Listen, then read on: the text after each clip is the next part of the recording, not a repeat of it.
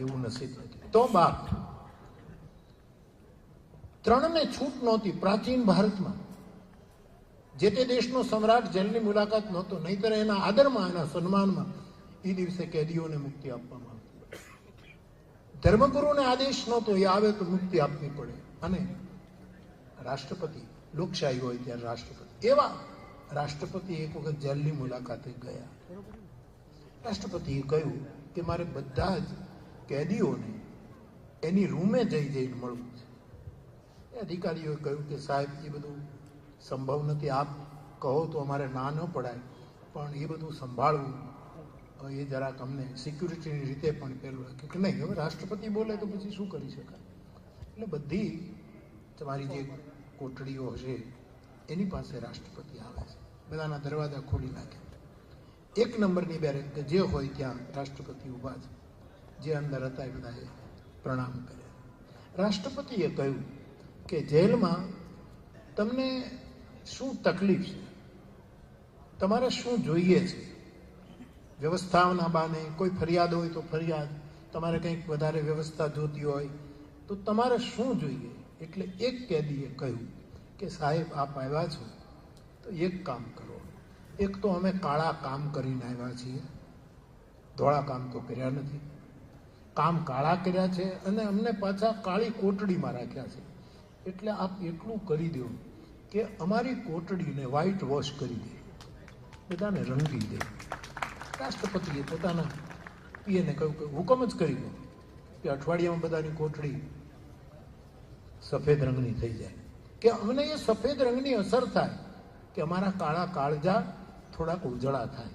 એ રંગ, એ અમારા નિવાસનું વાતાવરણ, અમારી માનસિક અસર ઊભી કરે. રાષ્ટ્રપતિ આ પડતી અને પછી તો હુકમ, એટલે વાત પૂરી. બીજી કોટડી ઉપર ગયા.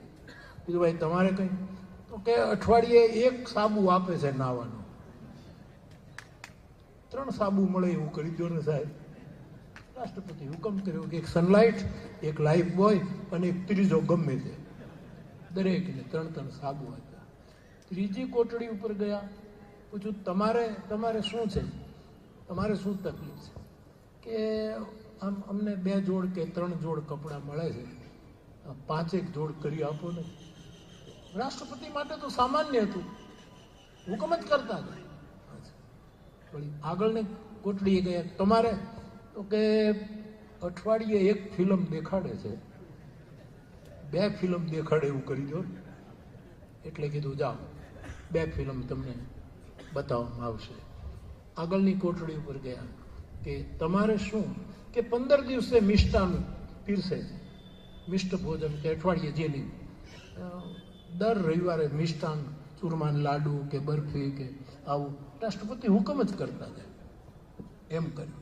આમ બધી કોટડીઓમાં કોઈ કે સાબુ માંગ્યા, કોઈ કે ટીવી માંગ્યા, કોઈ કે ફિલ્મ જોવાનું કીધું, કોઈ કે કપડાં માંગ્યા, કોઈ કે મિષ્ટાન ભોજનનું કીધું.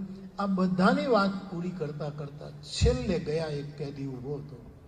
એને પૂછ્યું કે તમારી કોઈ માંગ, કે એક જ માંગ છે, મને આમાંથી બહાર કાઢો. સાહેબ, ભવબંધન એવું છે કે આપણે જાતે કરીને બંધાઈ છે. જો પરમાત્માને આપણે એમ કહીએ કે અમને ભવબંધનમાંથી બહાર કાઢો તો ઈશ્વર એની મેળાએ કાઢ નાખે. પણ આપણે તો આપણા બંગલા રંગવા છે.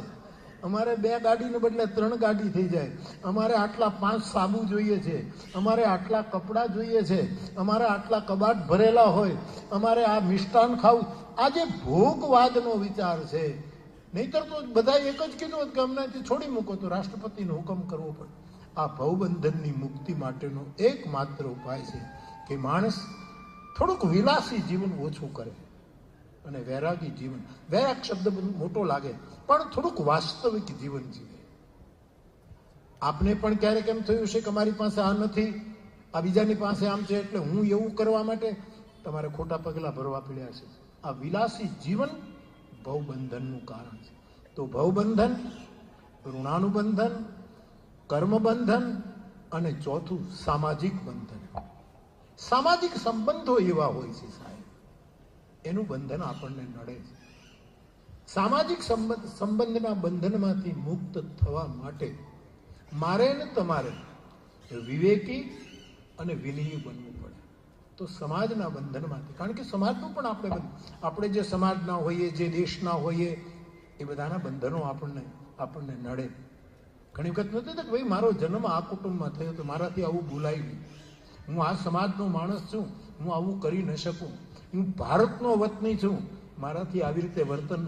આ જે આપણા બંધનો છે, આપણા શીલ અને સંસ્કારના, એ બંધનો પણ આપણને ક્યારેક ક્યારેક આડા આવતા હોય છે. પરંતુ અહીંયા મેં જોયું કે શહીદ ભગતસિંહનું એક ચિત્ર છે દિવાલ ઉપર, હા, અને એના જ વાક્યો હશે એમ માનું છું. મેં વાંચ્યું આ ગાડીમાં બેઠા બેઠા કે શહીદ ભગતસિંહ જ બોલ્યા. એણે એમ કહ્યું કે હું ઈશ્ક લખવા જાઉં છું તો ઇન્કલાબ લખાઈ જાય, હું પ્રેમ લખવા જાઉં છું તો મારાથી ઇન્કલાબ, ભારતની આઝાદી માટેનું સૂત્ર નીકળે છે. આ જે સામાજિક બંધો, આ રાષ્ટ્રીય બંધનો જે છે, એમાંથી પણ આપણે વિવેક દ્વારા મુક્ત થવાનું હોય છે. તો બાપ, આપ તો કોઈને કોઈ કારણસર અહીંયા છો, આપને મળવાનો મને આનંદ થાય, હું રાજી થાઉં, અને થોડીક પીડા પણ અનુભવ. એ ભગવાન કરે કે એવો જો નિયમ હોત આજ કે કોઈ ધર્મ ક્ષેત્રનો માણસ આવે અને પછી બધાને મુક્તિ અપાય, તો એવો દિવસ ક્યારે આવશે? પણ એ તો કાનૂન પ્રમાણે બધું. પણ સાહેબોને કહું, આ તમારા રક્ષકો હોય, જે કોઈ એને બધાને કહું ને તમને પરસ્પર પણ કહું, કાનૂન તો કાનૂન જ રહેશે, પણ કાનૂનનો ઉપયોગ કરુણાની છાયામાં કરજો. કરુણા રહેવી જોઈએ. કાનૂન તો કામ કરશે જ. તમને કોઈને 12 વર્ષની, 5 વર્ષની, કાચું કામ, પાકું કામ જે હોય તે, મેં પૂછ્યું કે આ બધા છે કાચા કામ ને? કાચા કામ બરાબર છો ને તમે? તો જે કંઈ આપના ઉપર અત્યારે કાનૂન પ્રમાણે, પણ સરકાર, સમાજ, અધિકારી કાનૂનનો ઉપયોગ કરુણાપૂર્વક કરે. કરુણા બહુ છે. બુદ્ધની કરુણાએ યુદ્ધો રોકી દીધા હતા સાહેબ. બુદ્ધની એકમાત્ર કરુણા, ઘમાસાન યુદ્ધ બુદ્ધના કાળમાં 2500 વર્ષ પહેલા થતા હતા, પણ એક બુદ્ધે યુદ્ધ અટકાવી દીધું. મેં આજે કથામાં સવારે પણ કહ્યું કે કણવઋષિના આશ્રમમાં સમ્રાટ દુષ્યંત શિકાર કરવા જાય છે અને મૃગને મારવા ઋષિના આશ્રમમાં, સાધુના આશ્રમમાં ગયો, ત્યારે એક ઋષિ બાળક એમ કહે છે કે આશ્રમનો મૃગ છે, ન હન્યતામ ન હન્યતે. એક ઋષિ કુમાર કે રાજા, તમે રાજા હો તો પણ કરુણા રાખો, આ આશ્રમનું હરણ છે અને તમે મારી નહીં શકો. આવી કરુણા શાસકોમાં આવે, અધિકારીઓમાં આવે, ફરજ બજાવતા સૌ, અને આપનામાં પણ પરસ્પર આવી કરુણા આવે તો કાનૂન બહુ કડક નહીં લાગે. કરુણા કાનૂનનું પાલન કરવામાં થોડીક ભીનાશ લાવશે, થોડીક હળવાશ આવશે. તો કાનૂન તો પાળવો જ પડશે, કરવો જ પડશે.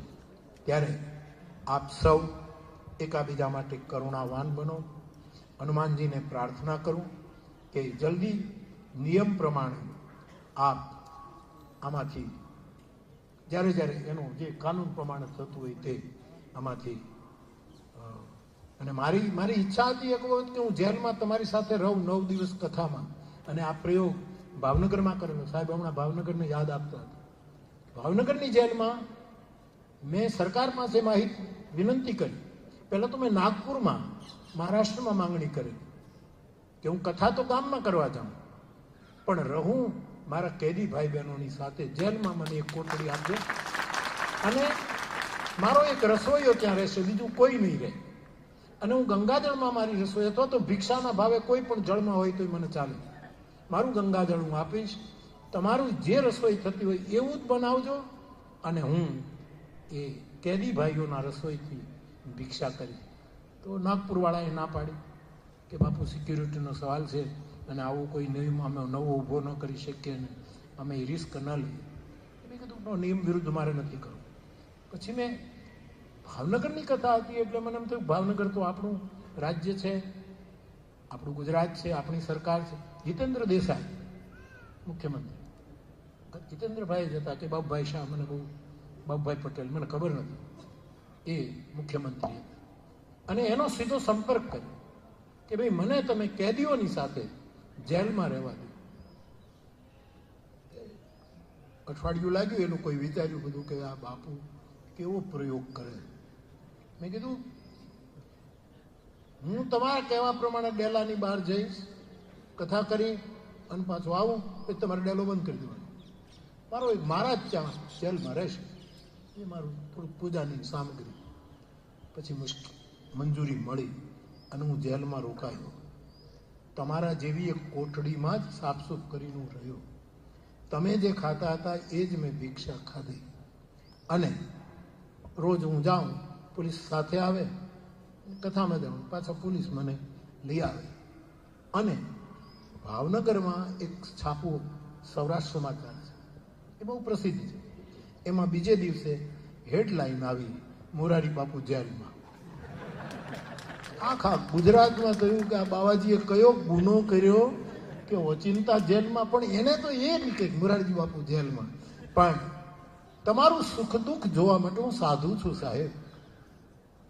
આખું જગત અમને આટલો આદર આપે છે, ત્યારે મારી ફરજ છે કે મારા ભાઈ બહેનો જ્યારે ભલે એના કર્મોને કારણે અહીંયા હશે, પણ એના તરફની મારી સંવેદના પ્રગટ કરવા માટે હું આપની પાસે આવ્યો છું કે હું તમારા સુખ દુઃખથી પરિચિત થાઉં.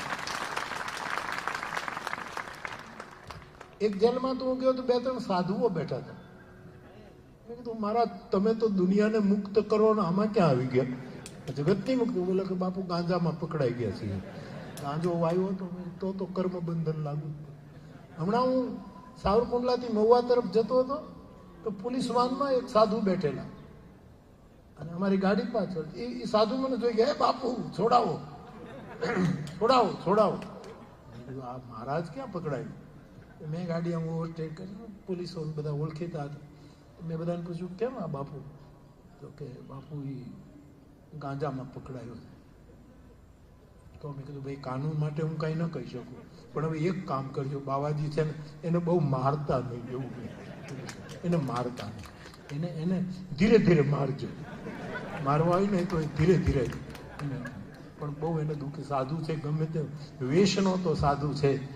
તો અહીંયા તો કોઈ પણ આવે છે સાહેબ, જો તમને જીવતા આવડી જાય, જે મુદ્દત તમારી હોય તે, પણ જેલમાં રહેવા માટે અમુક વસ્તુના જો તમે નિયમો લઈ લો તો તમારા માટે જેલ કદાચ તીર્થ પણ બની જાય.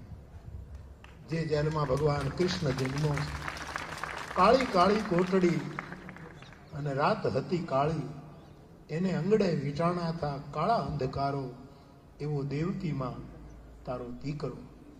તો બાપ, હું સંવેદના લઈને આપની પાસે આવ્યો છું. એટલે જ મેં પૂછ્યું કે આ નાની દીકરીઓ, નાની નાની બહેનો કેમ છે? ત્યારે કે અમુક રીતના કારણો હશે, આ બીજી માતાજીઓ છે એ પાકા કામમાં હશે, જે હોય તે હું બહુ જાણતો નથી.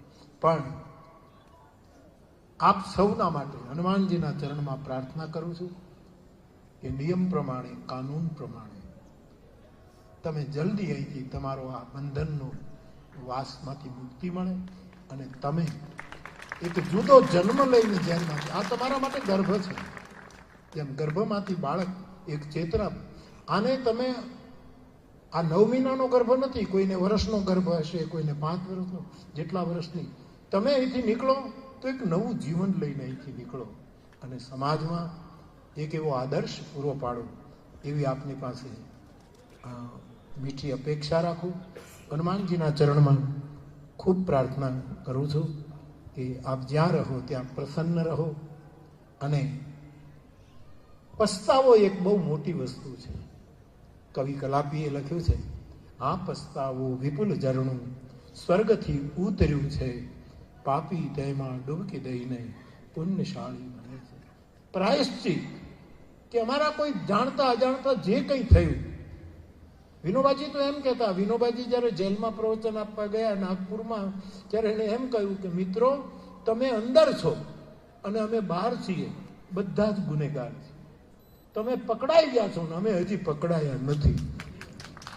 બધી જગ્યાએ ન પકડાયેલા કેટલાય ગુનેગારો દરેક ક્ષેત્રમાં ફરે છે, જે પકડાયા નથી, અથવા તો કાનૂન લાગુ પડ્યો હોય તો એન કે પ્રકારે એને એ છૂટી જાય. પણ તમે અહીંયા છો ત્યારે આપ સૌની નિયમ પ્રમાણે જલ્દી મુક્તિ થાય અને તમે તમારા પરિવારની સાથે બેસો અને નવું જીવન લઈને બેસો એવી હનુમાનજીના ચરણમાં પ્રાર્થના કરું છું. અને હું સાહેબને કહીશ કે અહીં થતું જ હશે કદાચ, પણ હું જ્યાં જ્યાં જેલમાં ગયો છું ત્યાં મેં કહ્યું છે કે અહીંયા વ્યવસ્થા હશે, ન હોય તો આ લોકોને અઠવાડિયે કે 15 દિવસે ક્યારેક ક્યારેક રામકથા એને સંભળાવો, રામકથાની કેસેટ સંભળાવો કે સાંભળીને એનું માનસિક પરિવર્તન થોડું થઈ શકે. વિશેષ કંઈ નહીં કહેતા, આમાંથી તમે જલ્દી મુક્તિ પ્રાપ્ત કરો અને જ્યારે મુક્ત થાવ ત્યારે તલગા જરડા આવજો. આજ હું તમારી ભિક્ષા લઈને જાઉં છું, પછી તમે મારી ભિક્ષા લેવા માટે આવજો. એટલી પ્રાર્થના કરીને આપ સૌ માટે ખૂબ જ હૃદયની સંવેદના વ્યક્ત કરીને અધિકારીઓને વિનંતી કરીને કે કાનૂન કરુણાપૂર્વક ઉપયોગ કરજો, જેથી કરીને આ દિલ જે કોઈ કારણસર અહીંયા આવ્યા છે એ ધબકતા રહે, એને જલ્દી મોક્ષ મળે, આમાંથી બહાર નીકળે. આ ઊંચી ઊંચી દિવાલ હું જોઉં છું તો મને વિચાર થાય કે આ તો શું કામ બનાવવી પડે, તો તમે જાણતા હો કે આટલી ઊંચી દિવાલ શું કામ કરવી પડે, એ મારે કહેવાની જરૂર નથી. પણ એક જગ્યાએ એક સાધુ જેલમાં ગયો તો બહુ ઊંચી દિવાલ જોઈ એટલે કીધું કે આ આટલી બધી ઊંચી દિવાલ કેમ છે, કે આ કેદીઓ બધા ભાગી જાય છે? ના ના, ભાગતા નથી. તો કે બહારના અંદર આવે છે, કારણ કે જેલમાં જમવાનું બહુ સરસ આપે છે, એટલે બહારવાળા જમવા માટે કૂદી કૂદીને આવે છે. એટલે ભગવાન કરે બહારવાળાને જમવાની આવવાની ઈચ્છા થાય એવું તમને ભોજન પ્રાપ્ત થાય, તમારા ઈષ્ટદેવનું ભજન પ્રાપ્ત થાય, અને ભાજન એટલે પાત્ર, તમે સમાજને માટે યોગ્ય પાત્ર બનીને આમાંથી બહાર આવો એવી હનુમાનજીના ચરણમાં પ્રાર્થના કરીને આપ સૌ માટે મારી પ્રભુ પ્રાર્થના. સૌને પ્રણામ. જય શ્રી રામ.